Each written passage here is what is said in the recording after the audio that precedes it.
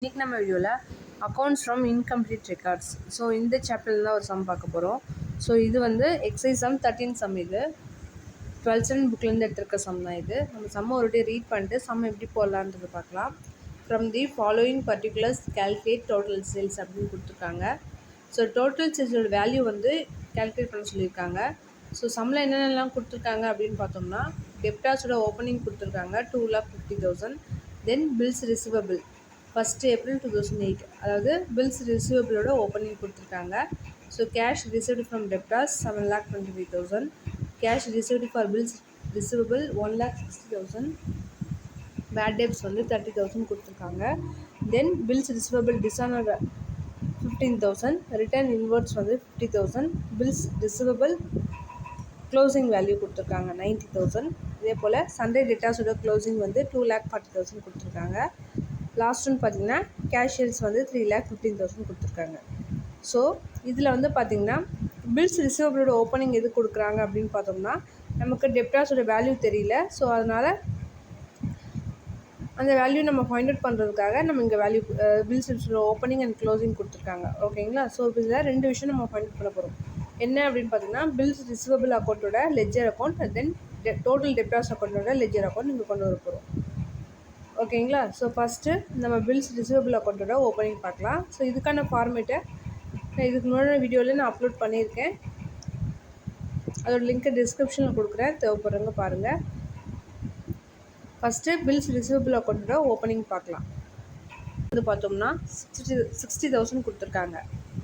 Next ஒன்று credit சைடில் வந்து பார்த்தீங்கன்னா cash received for bills receivable அப்படின்னு கொடுத்துருக்காங்க. அதோட வேல்யூ 1,60,000. ஸோ கிரெடிட்டில் அந்த வேல்யூ நம்ம கொண்டு வரோம்.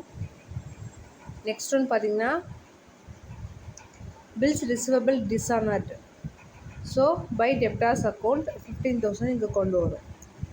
அதே போல் பில்ஸ் ரிசீவபிளோட க்ளோசிங், ஸோ அதோட வேல்யூ வந்து 90,000 கொடுத்துருக்காங்க. ஸோ 90,000 நம்ம இங்கே கொண்டு வரோம். So credit side total value வந்து பார்த்திங்கன்னா 2,65,000. ஸோ இந்த வேல்யூலேருந்து நம்ம 60,000 நம்ம லெஸ் பண்ணால் நமக்கு 2,05,000 ருபீஸ் கிடைக்குது. ஸோ இது வந்து டெப்டாஸோட பேலன்ஸ், அதாவது டெப்டாஸ் பேலன்சிங் ஃபிகர்.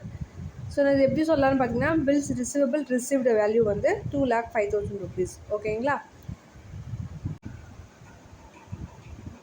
ஸோ இப்போ வந்து நம்ம டோட்டல் டெப்டாஸ் அக்கௌண்ட்டோட லெஜர் தான் பார்க்க போகிறோம். ஓகேங்களா?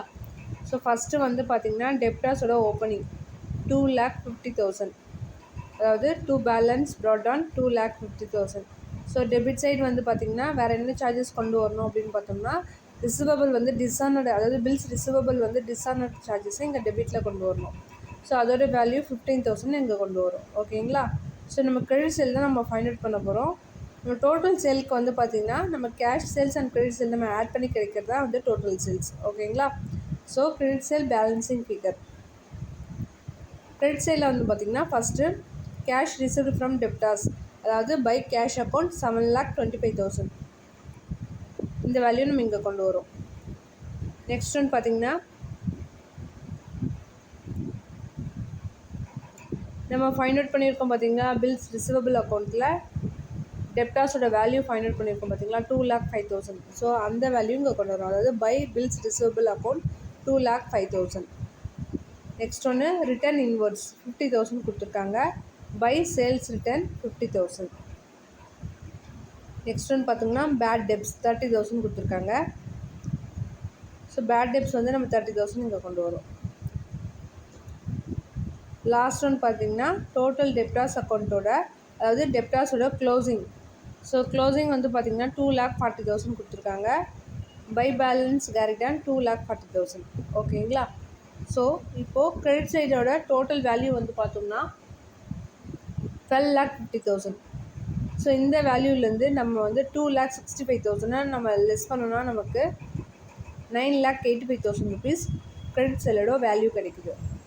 ஸோ இப்போது இந்த வேல்யூ நம்ம எப்படி நம்ம total sale value find out பண்ணுறது அப்படின்னு பார்த்தோம்னா, சம்மில் வந்து பார்த்திங்கன்னா கேஷ் சேல்ஸ் வந்து பார்த்திங்கன்னா 3,15,000 கொடுத்துருக்காங்க. ஸோ அந்த வேல்யூ நம்ம ஃபஸ்ட்டு இங்கே கொண்டு வரோம்.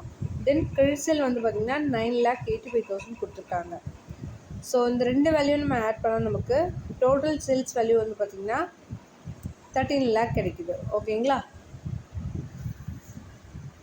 ஸோ இந்த சம் பொறுத்த வரைக்கும் வந்து பார்த்திங்கன்னா, நம்ம டெப்டாஸோட லெட்ஜர் போட போகிறோன்னா அதோட பேசிக் ஃபார்மேட் என்ன, அது என்னென்ன சார்ஜஸ் வரும்ன்றது பேசிக் தெரிஞ்சால் சம்மை ரொம்ப ஈஸியாக அட்டென்ட் பண்ணலாம். ஸோ அதே போல் தான் பில்ஸ் ரிசீவபிள் அக்கௌண்ட்டோட ஃபார்மேட் தெரிஞ்சவொடனே நமக்கு வந்து என்னென்ன சார்ஜஸ் வந்து நம்ம டெபிட்டில் கொண்டு வரணும், எந்த சார்ஜஸ் நம்ம கிரெடிட்டில் கொண்டு வரணும் பேசிக் தெரியும். ஓகேங்களா? ஸோ இதுக்கு முன்னாடி வீடியோலேயே நான் ஃபார்மேட் அப்லோட் பண்ணியிருக்கேன். அதோட லிங்க்கை டிஸ்கிரிப்ஷனில் கொடுக்குறேன். ஃப்ரெஷ்ஷாக பார்க்குறவங்க அந்த வீடியோ பார்த்துட்டு இது பார்த்திங்கன்னா உங்களுக்கு ஈஸியாக அண்டர்ஸ்டாண்ட் ஆகும்.